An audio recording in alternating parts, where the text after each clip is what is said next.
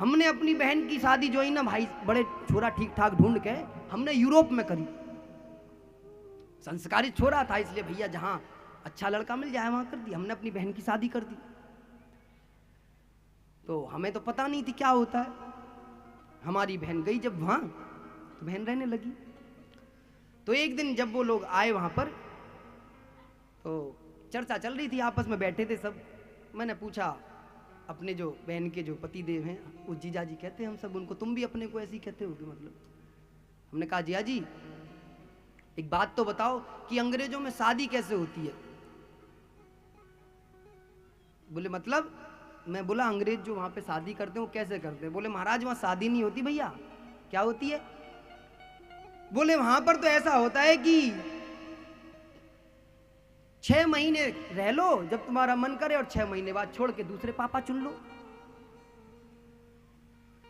इसलिए वहां पे माँ बाप का जो देखिए यूरोप कंट्री में बच्चे की पहचान माता पिता नहीं होते।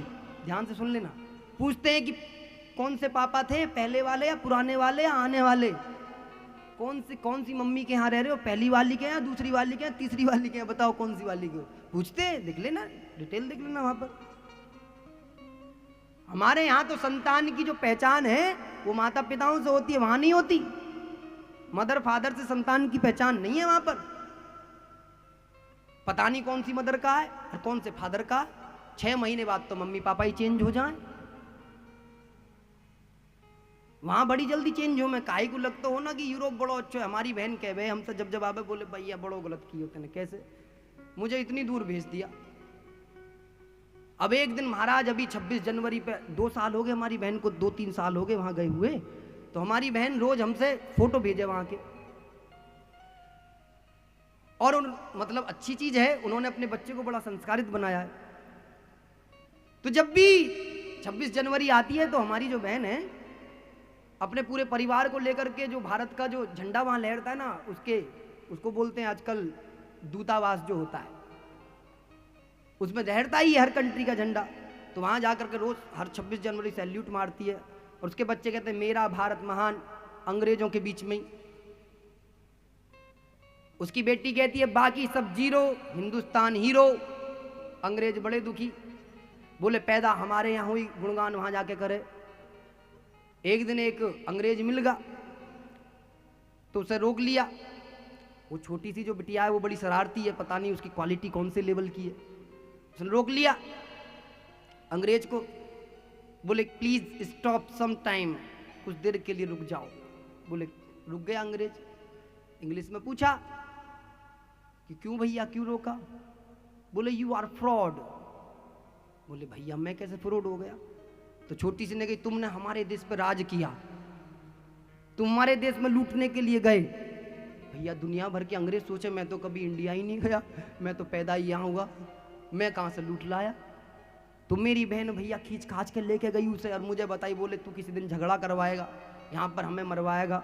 बोले क्या? बोले ये तो ये चाह रहे हैं कि पूरे यूरोप को हिंदुस्तान बना दें सारे मिलके, ऐसा ना हो कि हमें हिंदुस्तान आना पड़े। मैंने कि जिस दिन लगे कि मामला डिस्टर्ब हो रहा है, फ्लाइट पकड़ना, भगे चले आना। क्यों? क्योंकि जननी जन्मभूमिश्च स्वर्गादपि गरीयसी, जो भारत में सुख मिल सकता है वो दुनिया में कहीं नहीं मिल सकता, इसलिए भारत में भगवान आते हैं। तो विदेशों में जितने भी रहने वाले लोग हैं ना, वो सब भारत के दीवाने हैं। कभी भारत की दीवानगी देखनी हो तो भारत से बाहर जाना। पता है जब बहुत दिन में भारत की भूमि पर लोग पैर रखते हैं ना, तो जब एयरपोर्ट पे आते, फ्लाइट से उतरते हैं, तो उस भूमि को प्रणाम करते हैं कि हम भगवान के घर आए। लेकिन हम तो यहाँ पड़े रहे, मैं दिन भर अपने घर के सामने के मंदिर की सफाई हम पे ना हो गए। क्यों? कि जिस गांव के सामने गंगा बहती हुई होती है ना महाराज, लोग उसमें अपने पाप नहीं कुछ और ही धोते हैं। कोई कपड़ा धोवे, कोई कुछ करे। गंगा का महत्व गंगा के समीप में रहने वाले लोग नहीं जान सकते, क्योंकि गंगा तो उनके सामने बह रही। गंगा तो तुम लोगों से पूछो ना, छत्तीसगढ़ वालों से, कि गंगा नहाना कितना कठिन। हमारे वाले तो पास में जा में डुबकी के में यूं कहते ठंड लग रही है, ठंड, हाँ तो ये लग रही है ठंड नहाने में।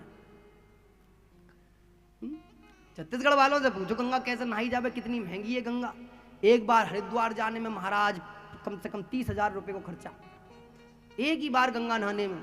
अब उन्हें हरिद्वार में रहने वालों को कहा है, इधर को गए उधर को नहाई आए, सुबह हर हर गंगे ठुठुरते हुए चले आए, तेल लगी ना पिटक रही, रंग चोखा ही चोखा। अगली बार को कहीं हो जिसे गंगा नहानी हो कि महाराज हरिद्वार में जन्म दे दियो। और हमारी तो लाइफ महाराज इतनी जोरदार कि हम इधर को थोड़े से बढ़ जाएं तो गंगा, और इधर को थोड़े से बढ़ जाए यमुना। भगवान ने तो हमसे कह रखी है संडे सैटरडे यमुना जी और बाकी दिन गंगा जी। हम सैटरडे एंड संडे चले जाएं वृंदावन, लौट के आए तुरंत पहुंच गए हरिद्वार।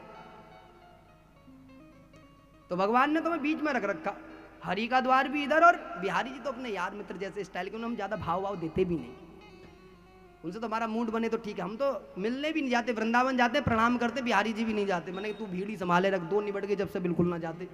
मैं जब बड़ा बन जाएगा, जब जाएंगे पता चली ज्यादा ही प्रसन्न हो गए, कभी हमें ही ले लिए, हम तो नहीं जा रहे अभी, हम नहीं जा, मैं तुम ही जाओ, हम तो दूर से ही छुइया में। और भैया भीड़ में जाइयो भी मत, सुन लियो पहले ही, अभी बड़े की व्यवस्था चल रही है, बन जाएगा, लेकिन भीड़ से बचो, दूर से ही भगवान को प्रणाम करा करो, कभी भी ज्यादा भीड़ में नहीं व्यक्ति को जाना चाहिए। क्योंकि भगवान तो हमें बहुत दूर से भी देख सकते हैं, जब विदुर को देख सकते हैं तो तुम्हें नहीं देख सकते, जब सुदामा को देख सकते हैं तुम्हें नहीं देख सकते।